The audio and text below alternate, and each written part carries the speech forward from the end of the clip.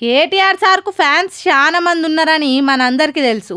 ఇక వాళ్ళ అభిమానం ఎట్లుంటుందో కూడా చాలా సందర్భాలలో చూసినాం కూడా.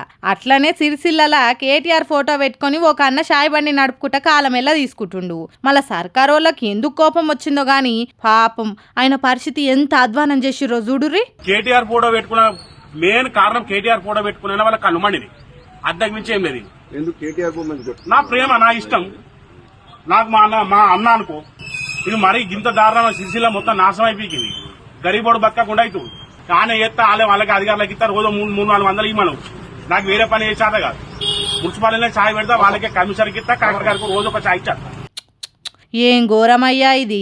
అభిమానంతోనే ఆయన ఏదో ఒక ఫోటో పెట్టుకొని చిన్నపాటి బేరం నడుపుకుంట సంసారం ఎల్లదీస్తుంటే అసోంటి మనిషికి అన్యాయం చేయాలని ఈ సర్కారోళ్ళకి ఎందుకు అనిపించిందో. కేటీఆర్ నా అన్న, నా అభిమానం, అది అంత మాత్రం దానికి ఇట్లా నా బతుకు శినిగినిస్తరాక లెక్క చేస్తే నా పరిస్థితి ఏం కావాలే అని రోడ్డెక్కింది అన్న. అంతేకాదు నాకు ఏదో ఒక బతుకు తెరువు చూపియ్యురు, లేకుంటే నా ఇల్లు గడవది అని కుత్కెలు నొయ్యంగా మొత్తుకోబట్టిండు. ఇదే ముచ్చట కేటీఆర్ సార్ చెప్పుకుంటా ట్విట్టర్లో కూడా పెట్టిండు.